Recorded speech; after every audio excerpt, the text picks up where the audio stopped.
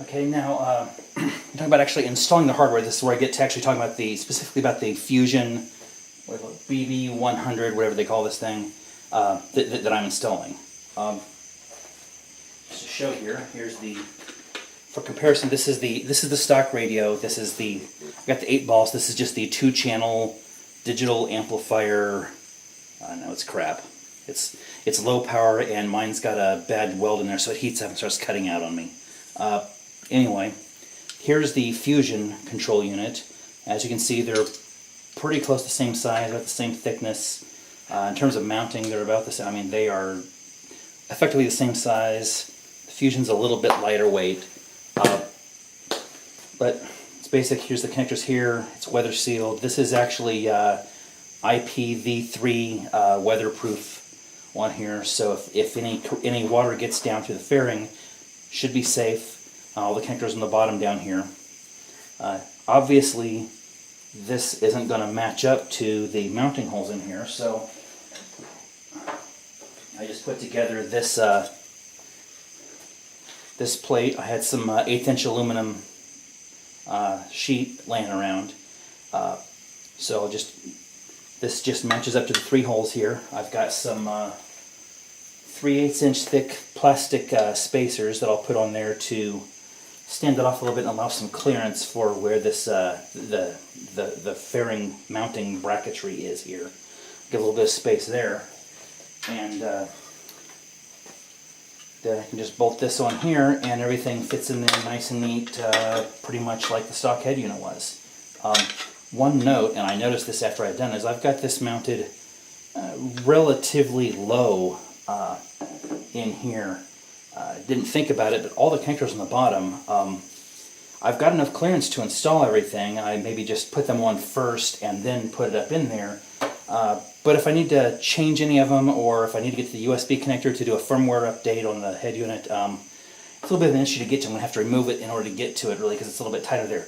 If I had thought about it, I could have mounted this up a little bit higher and give myself some room to get up under there. I guess if I ever have to redo the bracket for any reason, or if you're doing it for yourself, that's something to keep in mind. Other than that, the connector is a basic. This is about what you'd find on any other head unit, although this is actually weather sealed. It's got the rubber on here. It's all sealed up across the back. This connector is the amplified speaker outputs, the power in, the ground out, the amplifier trigger. There's a wire for dimming the display. There's a mute wire. If you wanted to use that, you could actually wire in a switch that you could hit, and it would mute the radio quickly. Whatever you want to do, but that's pretty straightforward. And then there's a set of there's another plug that's got RCA outputs for the preamp out, a subwoofer out, and an auxiliary input. And then we've got this the controller over here that's got a lot more cable than we need. Obviously, I'm going to have to coil that up, but the other plug for that, again, this is all nice weather sealed. There's a rubber sealer on the edge here. The back of this is all potted up with plastic or epoxy, whatever. There's nothing getting in there. And this will just run out to the handlebar. Nice little control. This is illuminated. After I finish the install, I'll shoot some video of that to show how that's working. It's pretty straightforward. Again, this is also, the rear of this is weatherproof to IPv3.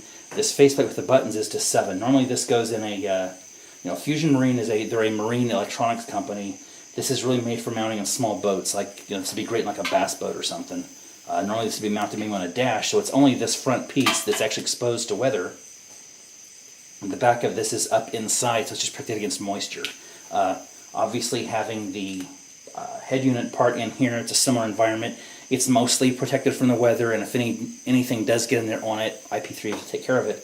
For the outside of this I'm leaving this exposed with my bracket, at least for now. I might come up with something different. I may just rub a bunch of grease on the outside of it, I don't know, but I think IP3 will be enough to handle riding through the rain or for washing the bike. Hopefully that all works. If not, I'll figure something out. For mounting this on the front, this is the bracket I came up with to replace the bracket for the stock hand controls. I'll show this installed in a later segment.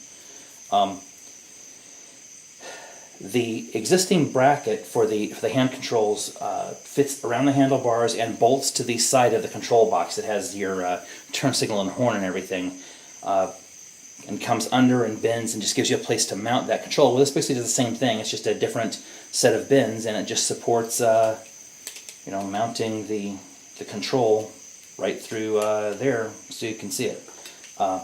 Pretty straightforward. I'm not giving a lot of details about measurements, obviously, because this is just, well, I didn't take measurements. I just lined it up, eyeballed it, marked it with a Sharpie or a scratch awl or whatever, and drilled some holes and sometimes re-drilled some holes and put it together. That's what's involved for the hardware.